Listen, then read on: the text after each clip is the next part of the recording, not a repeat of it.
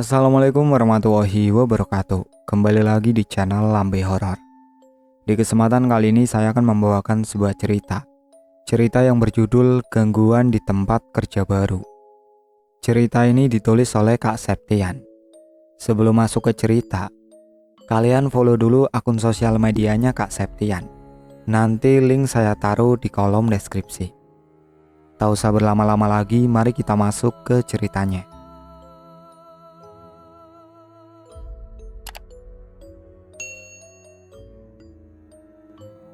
Seperti biasa, nama kota dan tempat kejadian tidak aku sebutkan dengan jelas demi menjaga privasi. Tapi ini pengalaman pribadiku di tahun 2010 silam. Saat itu aku baru lulus sekolah di salah satu SMK negeri di kota B di Jawa Timur. Karena belum memiliki biaya untuk kuliah, aku putuskan untuk mencari pekerjaan. Setelah kesana kemari mencari info loker, akhirnya ada yang menawari menjadi seorang radio announcer di kota T. Tanpa pikir panjang, aku mengiyakan. Karena itu sesuai dengan bidangku saat sekolah di SMK. Saat pertama datang untuk interview dan menyerahkan berkas lamaranku di Radio L, tidak ada hal yang aneh di sana. Semua terasa normal dan biasa. Dan aku sangat bersemangat karena ini rezeki bagiku. Di radio itu aku mendapat fasilitas mes gratis. Aku pikir lumayan daripada harus pulang pergi. Sedangkan jarak rumahku dengan tempat kerja pertamaku memakan waktu 1 jam. Setelah proses rekrutmen berakhir, dan yes, aku diterima. Mulailah aku boyongan ke mes. Kesan pertama masuk mes bersih, luas, dan adem. Ada kipas angin dan loker. Kamar mandi ada di luar, hanya dibatasi dinding kaca. Saat itu satu kamar mes diisi 3 orang. Aku dan 2 teman baruku, sebut saja Tia dan Putri. Kami sepakat untuk tinggal di salah satu kamar mes selama masa training. Selama training jadwal kami bertiga adalah shift paling pagi, jam 4:30 on pemancar radio, dan berakhir jam 12 malam. Di hari pertama dan kedua semua terlihat baik-baik saja, hingga akhirnya di hari ketiga kami seperti merasa amat kelelahan, sampai-sampai aku sering ketiduran saat bekerja. Hari itu kami ada rapat mingguan. Saat itu aku tertidur di meja bundar, tempat diadakannya rapat. Dia membangunkanku. Aku terperanjat karena kulihat semua karyawan sudah berkumpul mengelilingi meja bundar.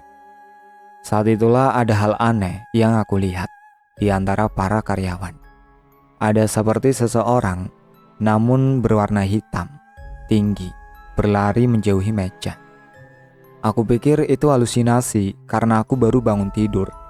Anehnya, di hari-hari selanjutnya yang seperti seseorang tadi, mulai berani mengikutiku sampai siang bolong. Ketika aku dekati dia, seperti lari bersembunyi. Namun ketika aku pergi, dia mengikuti. Karena merasa penasaran, aku pun bertanya kepada Putri. Put, kamu tahu nggak apa yang di dekat meja itu tadi? Putri merasa seperti kebingungan dan balik nanya. Apa sih? Lalu aku berbisik ke arah Putri. Tak beritahu ya, tapi diem aja. Jangan teriak, jangan bilang apapun. Kok ada orang hitam ngikutin aku terus? Tahu nggak kamu? Hampir saja Putri ini menjerit. Auto kubungkam mulutnya, karena aku tahu dia paling penakut di antara kami bertiga. Tanpa berkata apapun, kami segera cek lock karena hari semakin sore. Saat kami berjalan menuju mes, tiba-tiba ada seorang karyawan resto yang kebetulan satu lokasi mes dengan kami. Sebut saja namanya Pak Ija. Dia memanggil. Mbak, kamu kok berani balik dari radio petang-petang gini? Aku dan Putri saling memandang. Emang kenapa mbak? Besok aja aku cerita, tapi jangan bilang siapa-siapa ya. Janji. Saat itu pula kami berjalan pulang bersama. diikuti sesosok bayangan hitam itu lagi, yang terlihat makin jelas di sore hari. Dengan gerakan yang amat lincah, muncul menghilang di antara bangunan, menuju mes. Aku merinding karena cuma aku yang bisa lihat itu. Kebetulan malam itu Tia pulang karena besoknya jadwal dia libur. Saat aku ke kamar mandi, Putri langsung menuju kamar dan tidur. Aku pun segera menyusul karena takut. Dan malam itu benar-benar jadi malam bersejarah karena seumur-umur dikasih lihat hantu yang seram. Kalian pikir pasti itu sosok hitam tadi? Ini lain lagi. Saat aku rebahan di kasur, meringsek masuk ke dalam selimutnya Putri. Tiba-tiba, kepalaku serasa ditarik kuat-kuat ke arah samping kanan. Posisiku di pinggir kasur tanpa dipan, langsung bersentuhan dengan lantai. Tiba-tiba, angin kencang banget. Pas kepalaku di posisi tertoleh, ada sosok mirip bayi yang baru bisa duduk, membelakangi wajahku. Cuma dia pakai celana dalam, tanpa baju. Lalu dia menoleh menunjukkan kedua taringnya, sambil pegang mainan, tersenyum lebar menatapku. Seketika itu mulutku kaku. Hanya satu tangan kiriku yang mampu bergerak, meraih tubuh Putri. Seketika itu Putri yang tanggap, langsung menarik tubuhku dan membekap mataku. Seolah-olah Putri memahami apa yang terjadi padaku. Dia memelukku erat-erat dan membaca doa keras-keras di dekat telingaku. Lalu seketika itu aku bisa menangis dan berbicara. Namun Putri segera mengajakku tidur. Itu gangguan pertama, dan kali ini gangguan terjadi di tempat kerja. Ketika mendapat shift malam, aku sudah mempersiapkan diri dengan membawa alat mandi ke kantor. Saat adzan maghrib, aku meninggalkan ruangan siaran untuk mandi. Letak kamar mandi di ujung, hampir belakang, di sebelah ruang pemancar. Sedangkan ruangan siaran ada di depan. Saat aku berjalan, aku dengar suara orang mandi. Kupikir ada karyawan lain sedang mandi. Aku pun duduk di meja makan, karena kamar mandi dekat dengan dapur. Setelah lama menunggu, tiba-tiba Pak Rudi penjaga malam kantorku datang dan memanggil. Mbak, ngapain di situ? Aku jawab, antri mau mandi Pak. Pak Rudi kembali bertanya, lah emangnya pada orang mandi? Orang gak ada, aku habis keliling ngecek. Kagetku bukan kepalang, karena saat itu tak terdengar lagi suara orang mandi dari dalam. Loh, iya toh Pak? Terus siapa yang jebar-jebur dari tadi? Aku semakin takut. Lalu Pak Rudi berjalan ke arah kamar mandi dan membuka pintunya. Alangkah terkejutnya aku karena kamar mandi kosong dan lantainya kering. Lantas siapa yang mandi tadi? Merinding.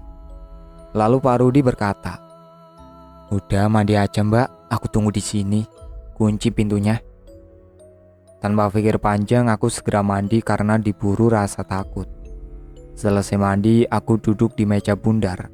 Lalu Pak Rudi menyusul. Dengan rasa takut yang amat, aku memberanikan diri untuk bertanya kepada Pak Rudi.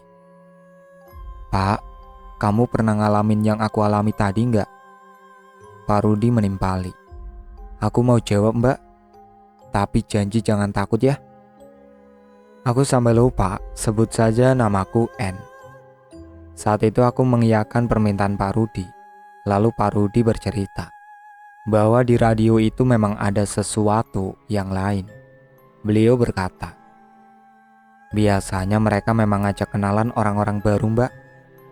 Otomatis keringetan dingin, takut, tapi penasaran. Jam on air pun habis tepat pukul 12 malam. Karena sudah takut berhari-hari diajak kenalan sama makhluk-makhluk astral. Di sana aku minta tolong Pak Rudi untuk mengawalku kembali ke mes. Kebetulan malam itu Tia dan Putri sedang pulang. Jadi aku akan tidur sendirian di mes. Dari jauh Pak Rudi berkata, Mbak, tak antar dari sini ya. Aku harus jaga kantor radio. Sambil mengintip dari rolling door ruang belakang yang sedikit terbuka. Terlihat sekali cahaya terang yang hanya sedikit keluar karena jalan tempatku kembali ke mes sangat gelap. Lampu-lampu sudah mati. Iya Pak, makasih ya. Tapi jangan masuk dulu Pak, gelap di sini. Jawabku dengan menahan takut. Pak Rudi terlihat mengangguk dari kejauhan. Namun tiba-tiba semua terasa gelap dan dingin. Karena takut, aku segera berlari. Kira-kira jarak kantor dengan mes 100 meter. Otomatis masuk kamar dan berusaha tidur. Kukira bisa langsung tidur, ternyata tidak. Karena takut, susah sekali memejamkan mata. Sampai akhirnya jam 3 pagi, aku tertidur. Namun belum ada 5 menit, tiba-tiba aku dengar suara orang mandi. Kaget, karena kulihat jam masih dini hari. Sejenak kutunggu, siapa tahu itu Mas Wan, tetangga kamar mesku. Namun sudah hampir subuh belum ada yang keluar dari kamar mandi. Padahal suara air mengguyur sangat jelas. Aku mengintip dari dinding kaca, namun nihil. Karena penasaran, aku memberanikan diri menuju kamar mandi. Dalam batinku, aku harus menghadapi ini daripada parno seumur hidupku. Dengan tubuh gemetar, keringat dingin mengucur. Aku membuka pintu kamar mandi dengan kakiku yang menendang keras-keras. Alamak, tidak ada siapapun, bahkan lantai kamar mandi kering. Seketika itu aku jongkok dan menangis tepat adzan subuh berkumandang. Lalu Mas Wan keluar dari kamarnya. Loh, Dek, kenapa? Lalu aku menceritakan apa yang sudah terjadi sambil menyeka air mata. Lalu Mas Wan bilang, kalau di mes sering-sering buat ngaji sama sholat ya Dek. Aku berpikir, kenapa Mas Wan bilang begitu? Pasti memang ada hal yang disembunyikan. Lalu aku ingat dengan Pak Ija yang janji mau menceritakan sesuatu padaku. 2 hari kemudian, aku menemui Pak Ija ke kamarnya. Ternyata dia baru saja pulang kampung. Setelah mengetuk pintu, aku langsung dipersilakan masuk dan duduk. Pak Ija berkata, "Mbak, gimana? Betah di sini?" Aku terkejut dengan pertanyaannya, lalu ku jawab, "Betah nggak betah?" Mbak Ija kembali bertanya, "Loh, kok ngomongnya gitu?" "Lah mau gimana Mbak, namanya kerja, harus kuat," jawabku. Kemudian Pak Ija berkata, "Kalau pas ditinggal Tia sama Putri, tidur sama aku aja Mbak. Aku tahu Mbak ketakutan." Aku langsung lemas, langsung nanya ke Pak Ija sebenarnya ada apa di sini. Pak Ija bercerita bahwa di sini sering ada gangguan. Mulai dari ada yang berlari-lari di lantai atas pas tengah malam, lalu adegan orang mandi tiap dini hari, dan penampakan perempuan yang sering terlihat di sebelah mesku. Di sana ada jalan kecil menuju tangga lantai atas.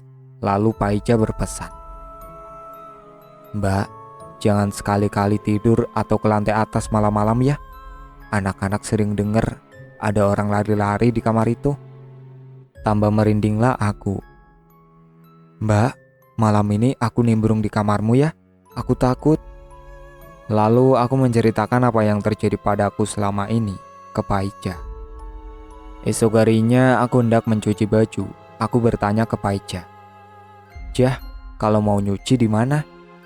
Dia menjawab, "Di balkon lantai atas Mbak." Aku langsung lemes. Tapi karena kepepet, aku beranikan diri naik ke atas. Saat menuju tangga, aku terdiam lama sekali, antara takut dan kehabisan baju bersih. Akhirnya dengan gemetaran, aku naik ke atas. Sampai di atas, benar di sana ada hanya satu kamar kecil sekali. Pintunya sedikit terbuka. Aku mengintipnya dari luar. Kosong dan berdebu. Tiba-tiba merindinglah aku. Buru-buru pergi ngibrit nyuci baju. Aku takut. Sesuai pesan Mas Wan, aku jadi sering ngaji dan sholat di mes. Padahal biasanya aku sholat di musola kantor. Esok harinya ada kejadian lagi di kantor yang bikin aku kapok sendirian. Saat itu hari sudah petang, kebetulan Putri ada di kantor, hendak makan malam. Sementara aku masih di ruang siaran. Saat keluar ruangan, aku melihat Putri berjalan menuju pintu belakang kantor. Aku berteriak, Put, tungguin aku. Katanya mau makan, kok aku ditinggal?" Lalu segera aku berlari menuju ke belakang. Namun apa yang terjadi sungguh di luar nalar. Sebelum aku sampai pintu, aku melihat Putri sedang duduk santai sambil makan. Kebetulan meja makan dekat dengan pintu keluar. Putri melongo melihatku dan berkata, Aku di sini lagi makan, gak kemana-mana." Lalu dengan segera Putri menarikku lari ke ruang tengah, menuju meja bundar, di mana ada Pak Rudi berada. Pak Rudi bertanya, "Mbak, ada apa mbak?" Aku menangis dan bercerita, "Pak, tadi ada perempuan jalan ke pintu belakang, kirain Putri. Aku panggil gak noleh-noleh, ternyata Putri lagi makan pak. Terus perempuan tadi siapa? Rambutnya panjang sama kayak Putri, tapi bajunya putih-putih." Pak Rudi kembali berkata, "Oh, sudah diajak kenalan toh." Aku tambah nangis kencang, ngerasa gak tahan lagi, tapi Pak Rudi berusaha menenangkan. "Gak apa-apa mbak, dia baik kok. Dia yang sering di kamar mandi." Dan sejak itu aku sudah tidak lagi mau ke kamar mandi kantor. Takut rasanya seperti diteror habis-habisan. Lalu pada hari Kamis malam, saatnya dialog khusus paranormal.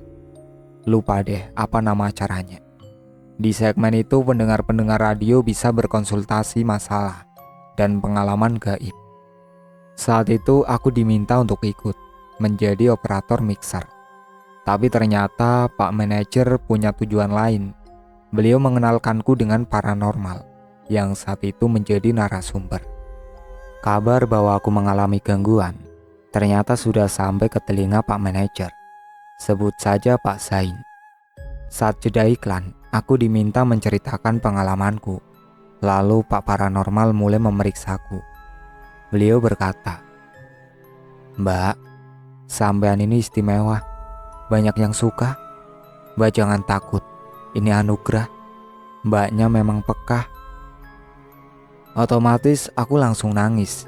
Dengan terbata-bata, aku bilang, "Pak, gimana supaya aku gak ngelihat mereka dan aku merasa aman?" Pak Narsum, panggil saja begitu, berkata, "Banyak-banyak berdoa dan sering beribadah ya mbak.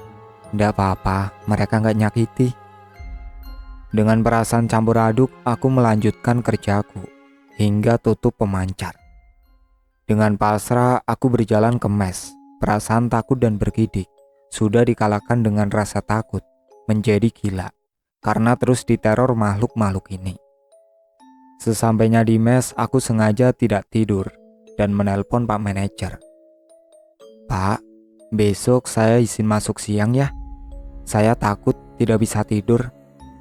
Pak Manajer pun mengiyakan seolah-olah tahu apa yang kurasakan. Hingga saat hendak sholat, ada kejadian lagi. Tiba-tiba tirai gorden terkibas, seperti ada angin yang menerpanya. Aku terkejut, namun berusaha tenang dan menunggu. Setelah lama, tak ada apapun yang muncul. Namun ketika aku hendak memulai sholatku, tiba-tiba ada sosok perempuan berbaju putih melewati dinding kaca mesku. Terlihat sangat jelas karena disertai angin kencang, hingga mukenaku tersingkap. Aku tertunduk kemudian menangis sejadinya.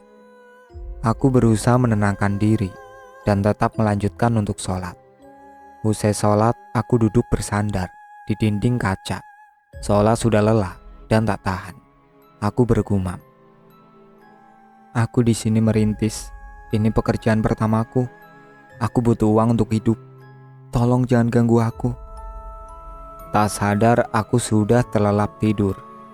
Begitulah hari-hariku seterusnya, dan aku tetap bertahan karena aku percaya Allah melindungiku. Aku tetap melaksanakan sholat dan mengaji seperti yang disarankan oleh Mas Wan. Gangguan pun berangsur berkurang, namun tak hilang begitu saja. Si hitam tinggi sehari-harinya masih mengikutiku, dan mbak-mbak berbaju putih itu sudah tak nampak, hanya sesekali mengintip saja. Sampai akhirnya aku mampu bertahan selama 1 tahun. Hingga pada akhirnya ada fakta baru tentang penampakan-penampakan di tempat kerjaku itu. Saat aku hendak resign, Pak Eja mulai memberitahuku hal yang tak pernah kuduga sebelumnya. Sebenarnya gangguan itu tak semuanya berasal dari sini. Banyak pesaing-pesaing bos kita suka jahil, menabur bunga di sudut bangunan tempat ini. Bahkan ada yang menabur tanah kuburan. Jadi tak heran kalau tempat ini terlihat gelap dan menakutkan. Pak Eja pun memujiku. Aku salut, satu-satunya orang yang paling lama betah tinggal di kamar kaca itu adalah kamu. Karena anak-anak yang sebelum kamu semua tak ada yang berani tinggal di situ. Dalam hatiku berkata, sialan, kenapa harus aku? Tapi tak apa, semua sudah terjadi dan aku mulai merasa nyaman. Memang benar apa kata Pak Rudi, mereka hanya ingin berkenalan. Asalkan kita tetap berlindung kepada Yang Maha Esa, semua akan baik-baik saja. Pelajaran yang mampu ku ambil dari cerita ini adalah jangan takut terhadap jin dan setan, karena mereka hanya bertugas menggoyahkan iman kita dengan berkamuflase menjadi makhluk-makhluk astral. Tetaplah berlindung kepada Tuhan. Oh iya, jangan lupa untuk selalu memberi salam di tempat baru. Itu pesan ibuku. Semoga kita selalu dalam lindungannya. Amin. Oh iya, satu lagi. Setelah hendak resign itu, aku memberanikan diri untuk tidur di kamar lantai atas di malam terakhir kerjaku di sana. Dan apa yang terjadi? Alhamdulillah tak ada satupun makhluk yang muncul. Kata teman-teman, malam itu tumben gak dengar suara orang lari-larian. Hanya saja saat aku bangun, pintu kamar sudah terbuka. Merinding. Tapi alhamdulillah, aku menyelesaikan misiku dengan selamat dalam lindungan Allah.